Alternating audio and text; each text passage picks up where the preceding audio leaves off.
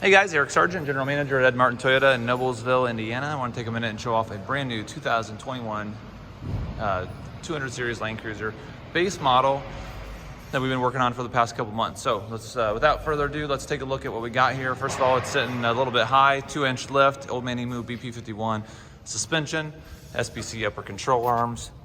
We did go with the 2723 rear springs, and this car does sit perfectly level. Went with the 2723s because we got a little extra weight in the back. We have a Dissent aluminum rear bumper, single-sided swing arm. We have a 24-gallon Long Range America fuel tank, Long Range Automotive fuel tank, distributed by Long Range America. There you go. We have an ARB Baserack. I'm going to kind of walk around slow because we chose the Baserack because it's aluminum. It's fully welded aluminum, not just a modular. It's a new one. It's pretty low profile. Does have the little wind fairing on it right here. We got a light bar, Baja Onyx 6 light bar on top.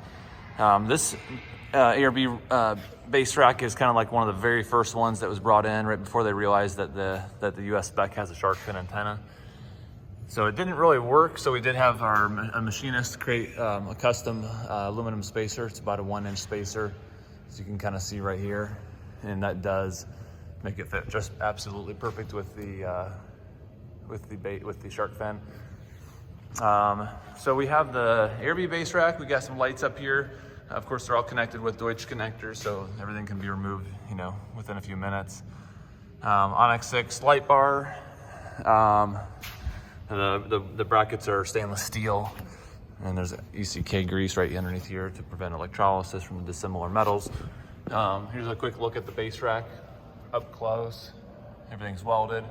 Does have additional support underneath of these little grooves, so it is quite rigid. It does have the accessory piece on the back, kind of safari style. We also added an additional light bar back here, which has integrated turn signals, brake lights, and I'll show you that on here in a minute too. So there's the rack up close. We have, again, the Dissent rear bumper. It's aluminum, kind of a hybrid actually. All the main pieces are aluminum, but we also have some steel where it mounts to the frame. These recovery points are actually frame mounted. They are beveled edges too, so they work with soft shackles. Retains the factory rear cross traffic alert sensors and parking reverse sensors. Again, single-sided swing arm on this one, so if we ever wanted to add another swing arm on the other side, it does have the pre-drilled areas for the striker plate right here. And that's an easy upgrade at any point in time. Nice clean curves around where it's cut into the bumper. Of course, it's color keyed on this one. Does have a cool little picnic table here. And that folds up right here. So just kind of twist that, pull up. To use my other hand for that, sorry. There's your little table.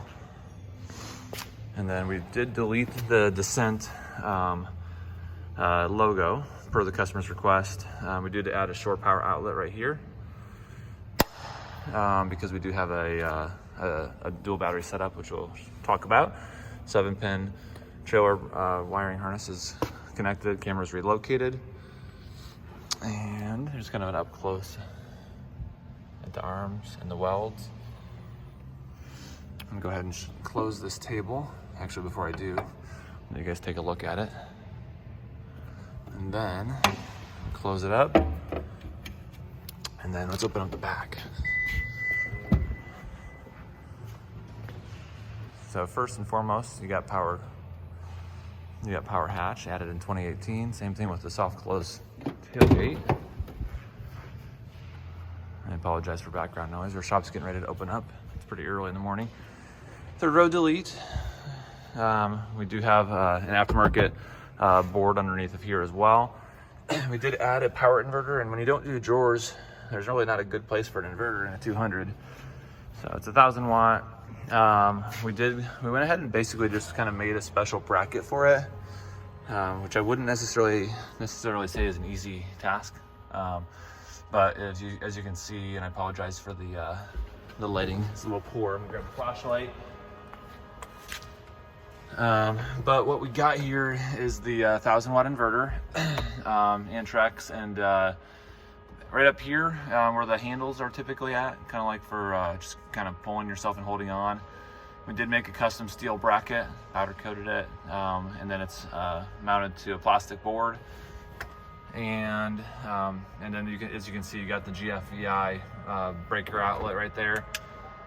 So what you can do with that, obviously you can plug in one thing back there, but the other one that's plugged in with a 90-degree fitting, that's going to be relocated to the center area, and I'll show you that here in just a second. While we're back here, we did add a couple USBs, USB, Gushmalls, high voltage ones on both sides, right there as well. Sorry again for the lighting on that. We did add our hatch lights right here, and white or off or red. These are located in the hatch, and those are Whalen dual color lights. We also added a couple power outlets, just 12 volts back here as well, in the bottleneck or in the bottle jack storage compartment.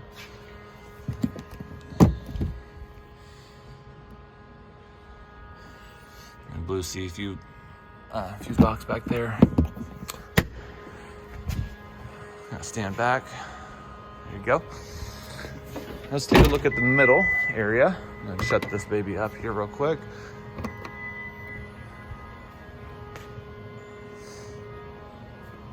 I'm actually gonna open it up real quick once it closes, just so you can see that light bar activate. There we go. It wasn't closed all the way, now it's closed. Now we'll open it up. There you go. All right.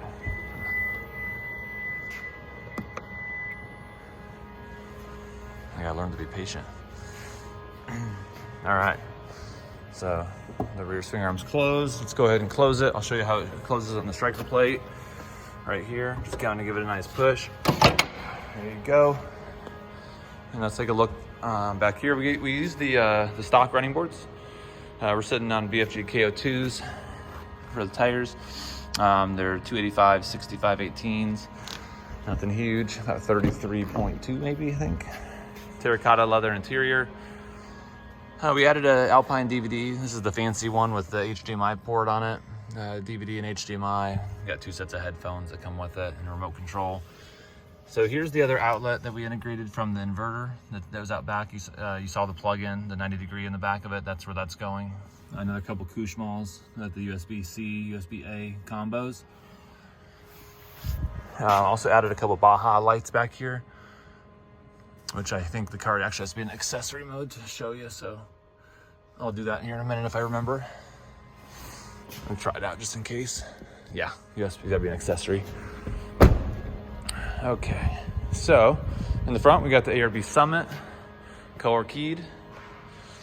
We have the camera relocation kit right here, which is normally right there underneath the sombrero. We got a worn Xeon 12,000 pound winch. It's not the platinum, but we do have the wireless remote control adapter. We have the Factor 55 Fairly and Factor 55 Ultra Hook. Couple Baja Onyx 6 drive combos, which we did pre-drill and mount before we color keyed the bumper. So we did drill, then paint, then install. Yeah, those are the amber drive combos. I think I mentioned that. We have, what else we got on here light-wise? OEM fogs. And we got, of course, we got the squadrons on the A-pillars right there. We'll show you how that mounts underneath the hood here in a sec. Baja Onyx 640 on the top. We did mount that to the top of the ARB Baserack. You may be wondering why we didn't put it in front. And the reason is because that little wind fairing that we're looking at right here, that's a key element to making that secure. Because otherwise, this isn't gonna actually connect with the front. So basically where it mounts up right here to here, that piece is critical to avoid having wind noise once you get to about 50 miles per hour. We figured that out the hard way. because we really wanted that light bar down a little bit lower, but that's not possible. So it's set up the way that it is, and it works out real nice. All right, let's check out the inside and under the hood. So we kind of got a lot going on here. As you can see, we got a Switch Pro 9100. Reverse lights on the top light bar, and also the, I don't think I showed you the Squadron that we mounted right here, white one, to the Dissent bumper. Those are actually wired to reverse, but there's also an override. So if you don't want to, if you want to just turn them on, you can. We have the Redarc SPI 212 battery isolator, so you can jump the crank battery with the aux battery, and I'll show you how that looks here in just a second. Of course, we got your normal hood lights. You got your Onyx 6 10-inch drive combos, bumper lights, and then we have the 40-inch. So we ran out of switches, so this is pretty much all your electronics. We also have the ARB Twin Air Compressor under the hood, Redarc Tow Pro Elite, trailer brake controller. We did have the 24-gallon long-range fuel tank gauge level on-off switch mounted in the wood. It's kind of our new favorite spot for it, just because it's not taking up a blank, and this piece is only about $100. If you ever wanted to pull it out, you could. So we didn't change anything on this side, and we did add a Redarc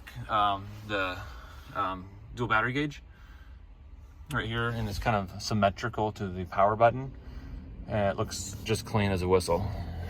Before I forget, I want to show you the inverter placement in the glove box, and then we'll pop the hood and show off the goods. And again, I'm going to get some background noise. I apologize here. So there's your inverter switch. You may have just heard it click on, and then I'm going to go ahead and shut it off, and it's going to turn off. It takes about 10 seconds to shut itself off. We got two of these regular size lane cruiser keys. We got the Directed Electronics Smart Start. This is a two-way remote control, about a mile-ish range, sometimes about a half mile on the worst case scenario, mile best case. Another remote control without the LCD screen, credit card key, and then the Warn Winch wireless controller adapter for the Platinum. Some paperwork down there, window sticker. The dual voltage gauge for Redarc, again, right there. I'll show you that once the car is turned on, if I remember. All right, one more last look here. Let's pop the hood and check it out.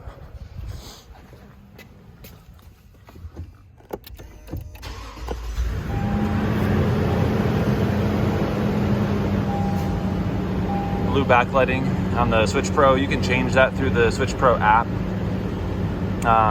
Full tank on the auxiliary fuel tank. We'll go ahead and pop the hood here. There's the Redarc voltage gauge while on.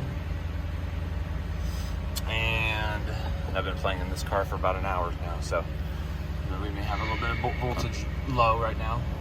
And then we have, again, the inverter. Turn that back on just for a second.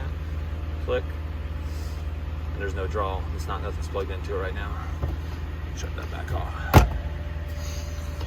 And this is a base model, so we got a cool box. All right. Another view of the Alpine DVD right here in the back. We do have another one of the Baja lights right here. And then a couple back here. And those things do get hot, by the way. So when we installed them, we did put an extra spacer.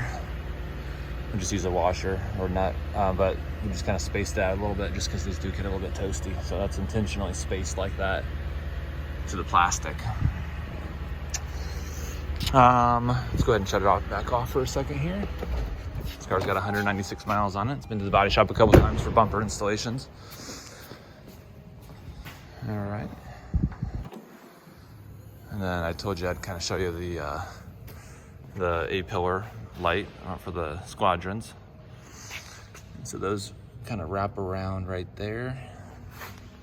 As you can see, it's steel. All right. And then of course you're using the same bolts for the hood. So it does cause a super minor gap difference because you are pulling it down, but I'll show you that here. We'll close the hood in a second and show you that. Where we put our sockets on the bolts, we did put touch-up paint around it. Not that it probably needed it, but just to be extra cautious. We do have our hood lights. We use the same Whalen waterproof American-made lights. It's white or red. We use a little 3-way rocker switch right here. It works out nice. We also installed a little pin switch, so if you accidentally leave them on and close your hood, you're not gonna have a dead battery. ARB Twin Air Compressor using the Slee tray, as always. We mounted the Switch Pro underneath of that, upside down, so it's kind of in a nice waterproof environment. Not that it matters because it's waterproof, but it's a nice location for it. We normally put it a little bit closer to the battery, and the reason that we moved it underneath the compressor is just we ran out of physical room. So we did do the advanced dual battery setup, meaning that we put the auxiliary battery in the primary battery location, and then we used the auxiliary battery tray from Slee and made that our crank battery. So we have a Group 35 Odyssey for your crank battery and a Group 31 for your aux battery, just because it's bigger. We use the Slee like military grade battery terminals. An electrician who wired it up kind of likes the OEM ones a little better, honestly, but nonetheless, they're insanely beefy. Probably a little bit of overkill, but they are nice. And then we have the, of course, Redarc BCDC1250D, and we are using the Slee Redarc tray, or Redarc, the Slee Redarc mount. And then we have the Slee primary battery tray underneath here, which you probably can't see. And then again, more of the military grade terminals. And then you can kind of see the wiring right here. You have a 250 amp switch here. Everything's nice, clean, and labeled. And we did one cool thing too that we did that's kind of probably going to be our new style going forward, is we do have, when we reposted to reverse the primary and the crank batteries. Should we do that with one hand? There we go. So inside the fuse block, in the fuse box, excuse me, this is just kind of a dead area right here. There's nothing in there. So we use that that space, and you can see the nut right there. So this is where our post is at. It's just mounted to the box, to the fuse box, and so you can kind of see in there. It's nice room for get a wrench in there and get that nice and tight, and goop it up with some grease. But that's the way to do it, for sure.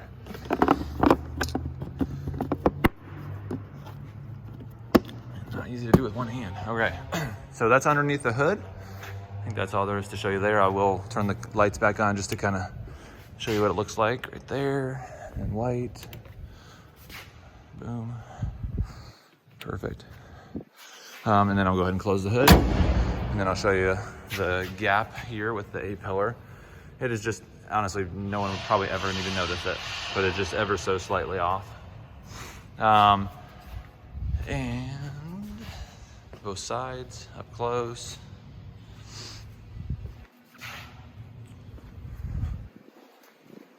Walk around real quick. So I think that's the most of it, guys. If you guys have any questions, please feel free to leave comments below. Thank you for watching. Please hit like and subscribe to support the channel.